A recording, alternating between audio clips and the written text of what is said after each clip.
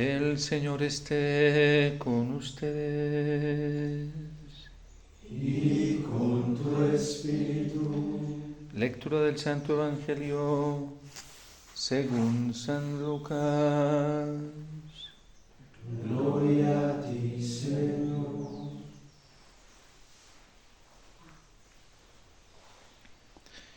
En aquel tiempo, Zacarías, padre de Juan, se llenó de Espíritu Santo y profetizó diciendo: Bendito sea el Señor, Dios de Israel, porque ha visitado y redimido a su pueblo, suscitándonos una fuerza de salvación en la casa de David su siervo, según lo había predicho desde antiguo por boca de sus santos profetas.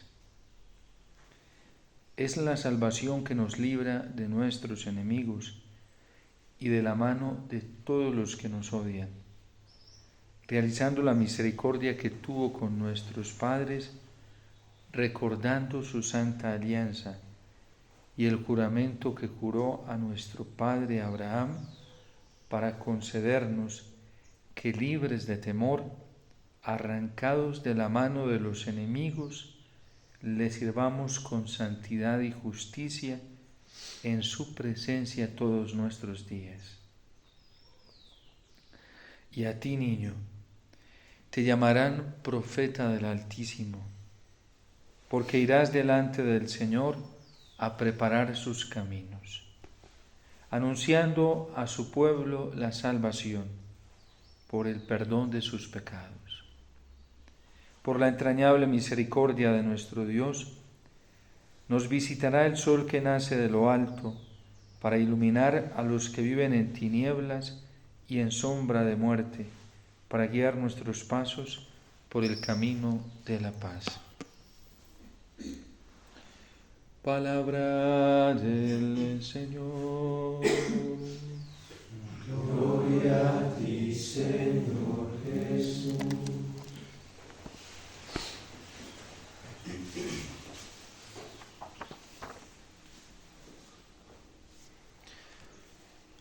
Parece ser, según el testimonio del profeta Samuel, del libro de Samuel, que los anhelos de salvación, de paz, de unidad, de seguridad que estaban en el corazón del rey y de todos los que seguían al rey David están completamente colmados.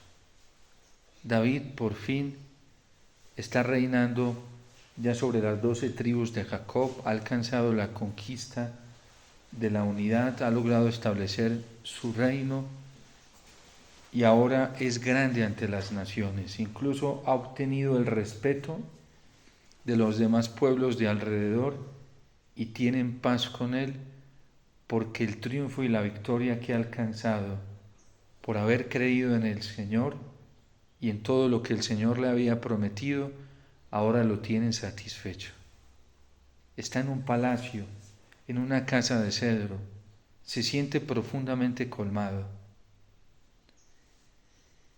Y se siente tan profundamente colmado que se da cuenta que el arca de la alianza, que es lo más importante y que manifiesta la presencia del Señor, está en un lugar muy sencillo, en una tienda.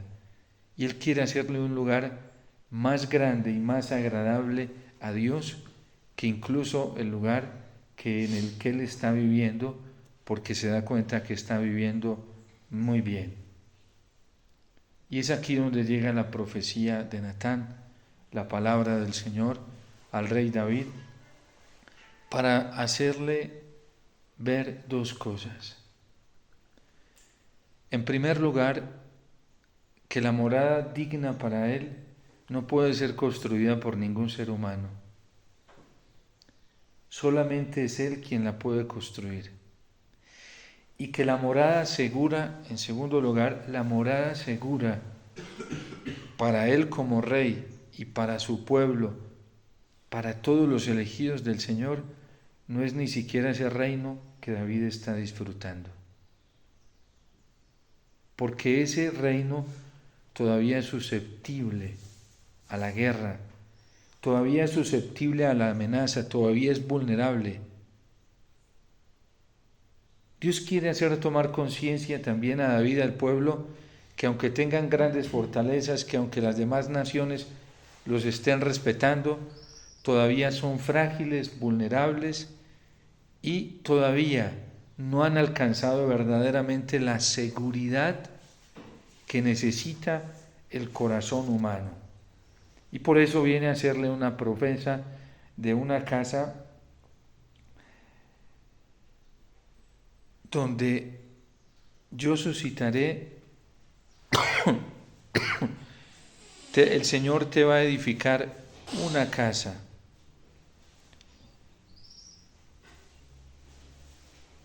Y esa casa será reafirmada y será sostenida por el Señor de manera que quede perpetuamente segura. Tu casa y tu reino se mantendrán siempre firmes. Lo que David cree que conquistó todavía no es la plenitud de la conquista. Porque aunque los israelitas se sienten seguros y se sienten seguros con el rey David, no tienen la completa seguridad que necesita el corazón humano. ¿Cuál entonces es esa casa? ¿Cuál entonces es ese lugar del que Dios está hablando? ¿Cuál es esa morada segura donde ningún enemigo puede hacer daño? Donde ningún enemigo pueda venir a corroer, pueda venir a destruir, donde la vida verdaderamente se sienta completamente segura a perpetuidad y tenga la plena certeza de que nada ni nadie le va a hacer ningún daño. Ese es el anhelo de nuestro corazón. La Segunda Guerra Mundial trajo una reflexión muy grande sobre la vida, lo que se llamó la corriente del existencialismo, porque la humanidad se sentía tan segura con lo que tenía, que vino la Segunda Guerra Mundial y trajo una oleada de mortandad tan espantosa que el ser humano comenzó a experimentar el nivel de la fragilidad más alto. Pero no nos vayamos tan lejos, la pandemia. La pandemia fue un hecho real que le hizo tomar a conciencia a la humanidad que se sentía tan segura hasta en los sistemas de salud, sistemas científicos, políticos, que la pandemia le dijo, nos dijo a los seres humanos, eres lo más frágil, mira cómo tienes miedo a la muerte, mira cómo eres de vulnerable, mira cómo te escondes, mira cómo eres de cobarde.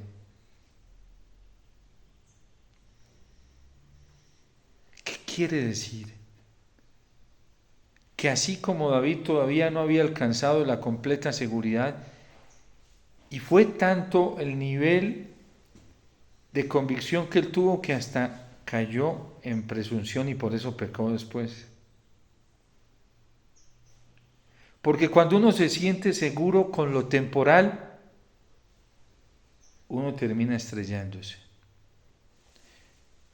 El que cree que su seguridad absoluta es su papá, su mamá, su trabajo, su empresa, la ciudad o el pueblo donde vive, la nación donde vive, el que cree que esa es su seguridad absoluta, ¿cómo va a terminar? Fracasado. Y por eso el Señor le estaba advirtiendo a David que esa no podía ser su seguridad absoluta, que él tenía que seguir aspirando a una seguridad verdaderamente absoluta que nadie se la pudiese quitar. Y es lo que Dios construye, no es lo que el rey construye o ha construido, no es lo que él con su gente ha logrado, las victorias, las conquistas, no es su pericia intelectual, política, diplomática para lograr la paz con las demás naciones, las regiones de alrededor, lo que lo va a mantener estable le va a dar, lo mantendrá firme para siempre. No es eso. La Virgen sí comprendió muy bien esto. Por eso cuando el ángel viene le dice, le habla de un rey que su reino no tendrá fin y reinará por siempre. Y eso sí que llena de ilusión el corazón de la Virgen, porque eso es lo que anhela su esperanza. La Virgen no anhela los reinos terrenos. La Virgen no tiene su corazón puesto en las seguridades temporales. La Virgen no tiene su corazón puesto en las promesas de los bienes de esta tierra. Tiene su corazón mucho más elevado porque ella meditaba constantemente esto que el profeta Natán le había dicho a David.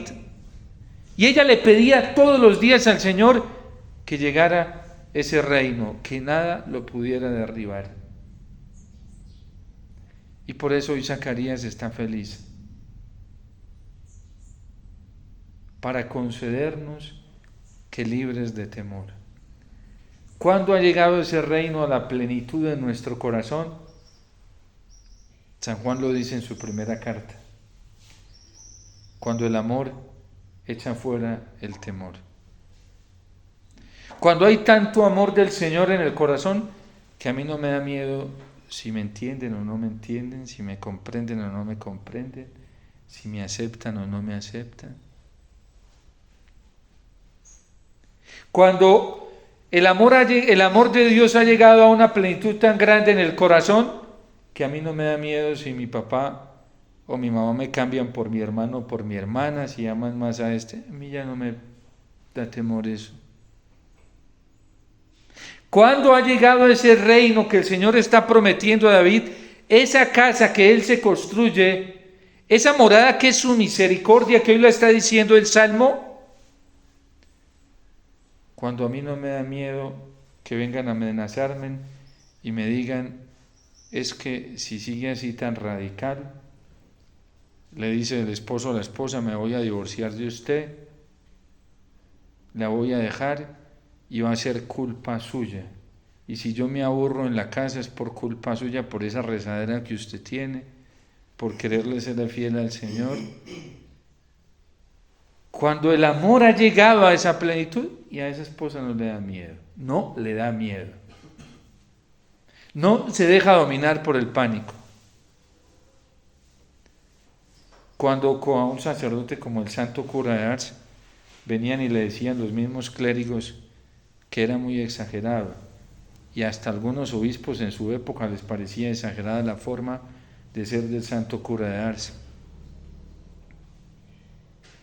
Cuando al Padre Pío vinieron de la misma jerarquía a decirle que esas cosas que él decía y enseñaba no eran de Dios y que sus estigmas no eran de Dios, cuando él supo mantenerse firme a pesar de esa amenaza, cuando vinieron y le dijeron que no podía celebrar más públicamente, y él se mantuvo firme, porque él sabía qué tenía que hacer para poder seguir celebrando la misa públicamente.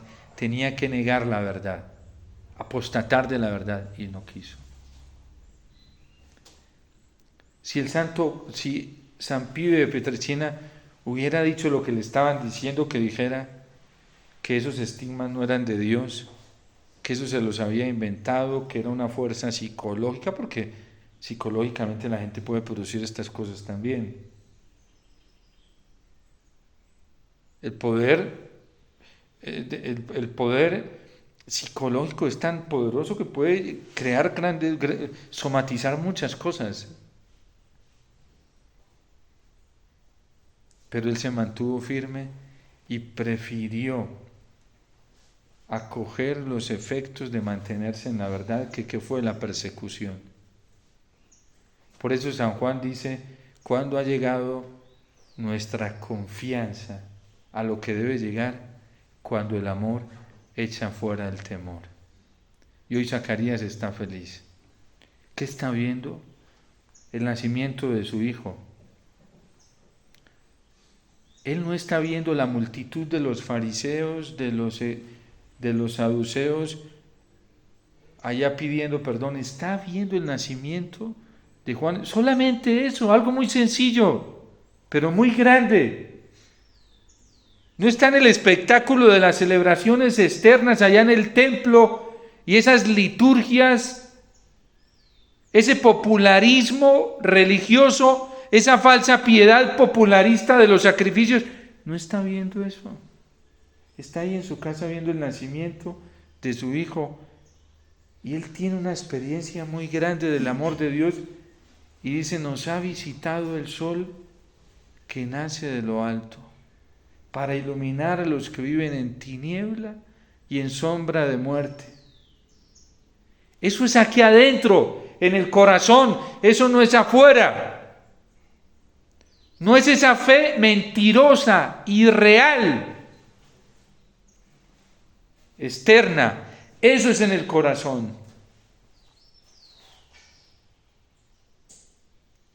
Esa es la morada de salvación que se ha edificado el Señor hoy. No van a ser las celebraciones externas hoy en muchos lugares, incluso en muchas parroquias, solamente externas. No va a ser eso. Ahí no va a estar el Mesías. Va a estar en el corazón que se siente como Zacarías, profundamente salvado, viendo un niño pobre, sencillo, que no tiene todos los medios de comunicación ahí para tomarle fotos, no están las tendencias de YouTube, de Facebook, de Twitter ahí, en esa cueva. No es eso lo que el Señor le está prometiendo a David. Cuando desaparezca el miedo, la cobardía en nuestro corazón, incluso el miedo a la misma muerte,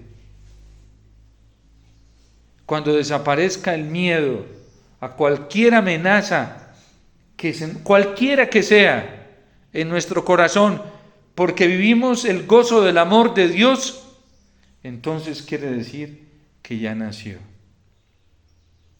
Quiere decir que ya es Navidad. Cuando dejemos de tenerle miedo al diablo, no, yo mejor no me pongo a hacer esto porque cada que me pongo de radical con esto, el diablo me tienta más. Eso no es un presupuesto de fe, eso es un presupuesto de gente cobarde, que no sabe en qué consiste la Navidad.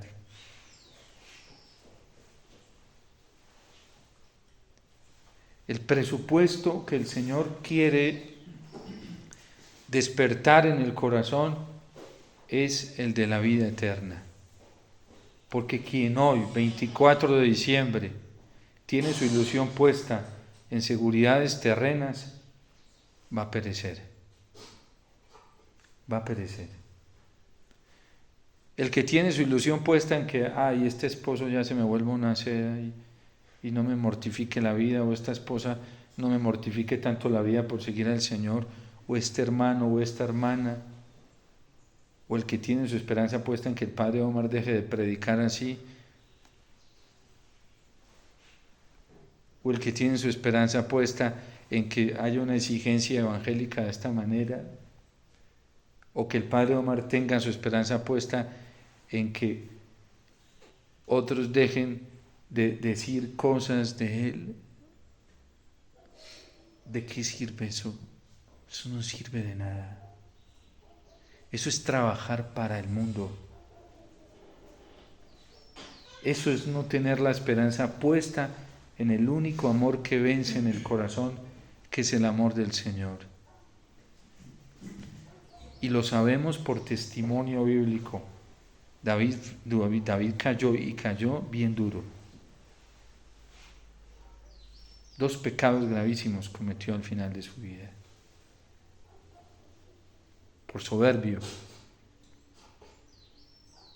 por poner su esperanza en las conquistas estadísticas que tenía. ¿Cuál es la verdadera conquista de una esposa con su esposo? La salvación eterna. ¿Cuál es la verdadera conquista de una madre con sus hijos? La salvación eterna de sus hijos. ¿Cuál es la verdadera conquista de un esposo con su esposa? La salvación eterna de su esposa. ¿Cuál es la conquista de nosotros los sacerdotes, de un sacerdote con otro sacerdote, la conquista de un obispo con sus sacerdotes? La vida eterna de sus sacerdotes. ¿Cuál es la conquista de los sacerdotes con las almas? La vida eterna de esas almas. No la cantidad de grupos. Es que lo ha dicho el Papa Francisco varias veces, y lo decía el cardenal primado de Colombia en algún momento, de los que no se dejan deslumbrar por la estadística, porque no es lo cuantitativo lo que habla de la Navidad y de la salvación, es lo cualitativo. Y una persona que ha llegado a la experiencia del amor de Dios no tiene por qué tenerle miedo a nada. Y si le tiene miedo a cualquier cosa, es porque todavía Navidad no es una realidad en su corazón.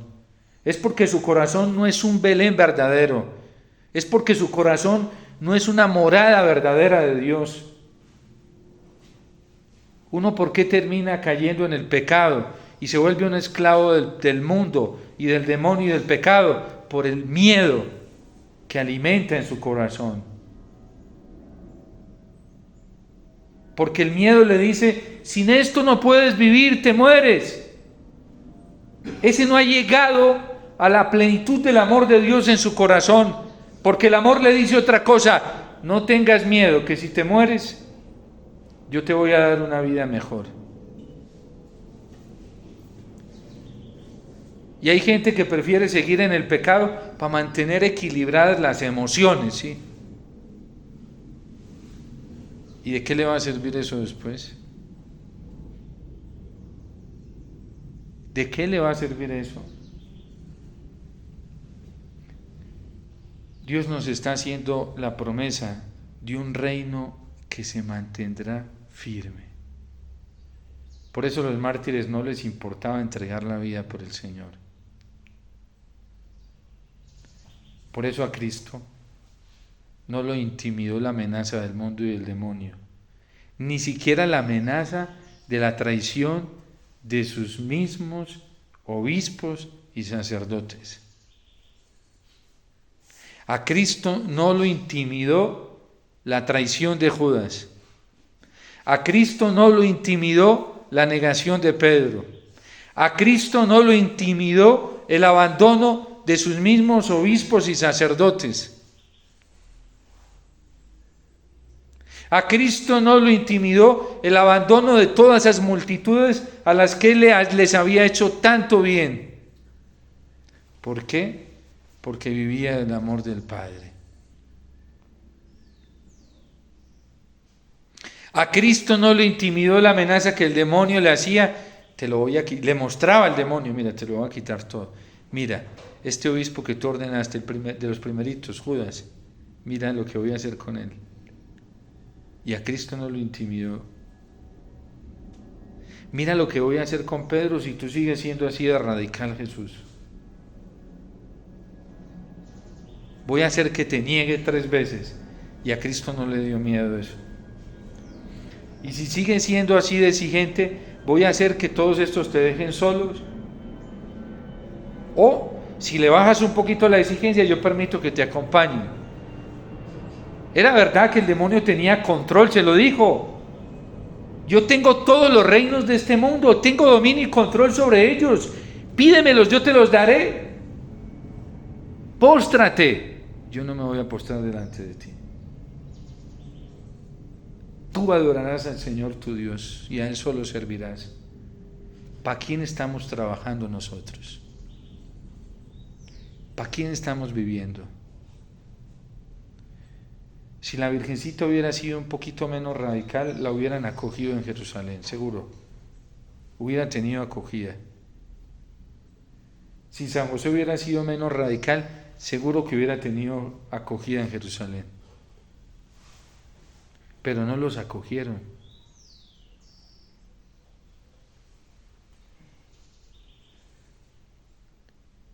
si ella no hubiera sido tan plantada en la palabra de Dios y en la fidelidad a Dios, seguro que la hubieran acogido muy bien. Pero no la acogieron. Eso es lo que vamos a ver hoy. Y nosotros nos vamos a vender así de fácil para que nos acojan en las moradas de este mundo y nos perdamos las moradas del cielo. Tan bonita la iglesia, es hermosa. La oración colecta decía, le pedimos al Señor que a quienes confiamos en su amor, la iglesia es muy realista, a quienes confiamos en este amor del Señor, nos fortalezca, nos reanime y nos consuele.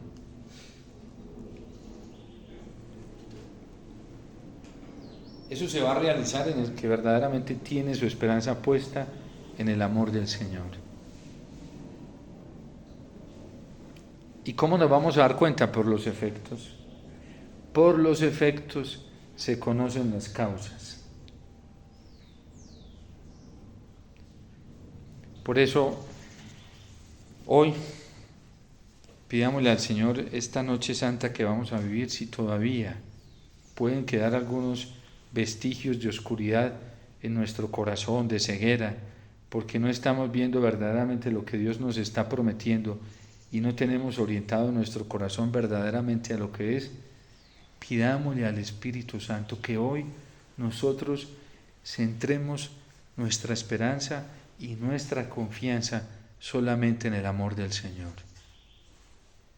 Porque Dios es un Dios celoso y Dios no quiere que nuestra ilusión esté puesta en ningún otro lado, sino en Él, para que podamos experimentar lo que experimentó Zacarías. No podemos tener la esperanza puesta en nada más que en el Señor, si podemos disfrutar de lo que está disfrutando el salmista para cantar eternamente las misericordias del Señor. Porque el trono que Dios quiere edificar en nosotros es su amor y es un trono para siempre. Y es un trono, ese trono de amor resiste hasta la misma muerte. El Cantar de los Cantares dice que ni las aguas torrenciales pueden anegar este amor, ni pueden este fuego del amor, tampoco pueden apagarlo todos los ríos del mundo. Y que quien quisiera manipularlo se haría despreciable. Quien quisiera alcanzarlo con dinero, con plata, se haría despreciable, porque este trono, este amor, no se alcanza ni con el dinero, ni con la fuerza física, ni con la fuerza intelectual, ni con la fuerza psicológica, se alcanza con la fe puesta en el Señor y la esperanza puesta en el Señor. Si queremos que esto sea una realidad en nosotros, hoy lo tenemos aquí, hecho realidad en la Eucaristía. De hecho, en la Eucaristía suceden todos los misterios de la vida de Cristo. La concepción, la encarnación, el nacimiento, por eso preparamos un corporal en el altar, porque ahí va a estar el cuerpo del Mesías. Por eso se prepara todo en el altar, ¿sí? Lo que pasa es que la falta de fe y la impureza de nuestras esperanzas no nos dejan descubrirlo. Porque a veces tenemos muy pervertidas nuestras esperanzas e ilusiones y no en el Señor. En cambio hay gente que tiene su esperanza puesta en Él y lo ve y lo disfruta. Son muy pocos, pero se lo gozan. Cada Eucaristía es un Belén. Es la realización de todos los misterios de la vida de Cristo, la Eucaristía. De todos. Que el Espíritu Santo haga esa obra en nosotros de despertar nuestro corazón como el Señor quiso despertar el corazón de David. Por eso David, la fe de David no fue tan perfecta. Siendo un hombre bueno, un caudillo para Israel, un hombre que amó al Señor, al final se arrepintió, pero incomparable a la Virgen. Y Dios quiere en nosotros una fe como la de la Virgen. Quiere una esperanza como la de la Virgen. Dios nos pide lo más, porque Él da lo más, Él es generoso, Él no da poquitos. David hubiera podido recibir más si hubiera querido. Fue que se dejó entretener al final de su vida. Por eso el modelo que nos propone el Catecismo de Fe, 2 modelos, habiendo muchos modelos, pero el Catecismo de la Iglesia es muy franca. De una nos pone 2 modelos, Abraham y la Virgen. Y la Virgen como el modelo más perfecto de fe. Que el Espíritu Santo despierte nuestro interior para que nos demos cuenta de la obra que el Señor quiere realizar en nosotros. Llevar a la plenitud la fuerza de su misericordia y su amor en nuestro corazón.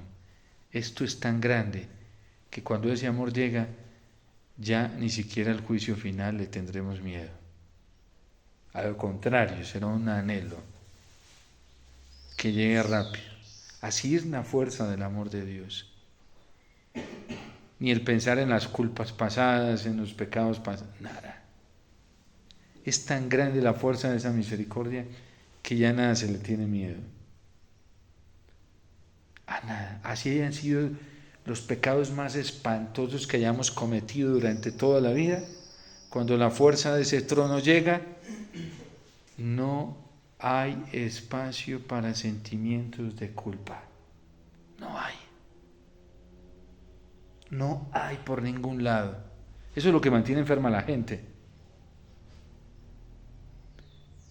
Cuando ese amor llega, todo eso desaparece. Es tan grande que San Pablo ya lo único que quería era encontrarse rápidamente con él.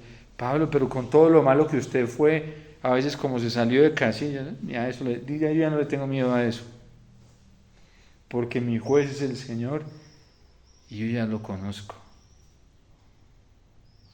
Como Benedicto XVI antes de morir, decía, me voy a encontrar con él, pero va a ser mi abogado. ¿Y usted ha cometido imperfecciones? Sí, muchas. Esa es la plenitud de ese amor que hoy quiere nacer en nuestro corazón.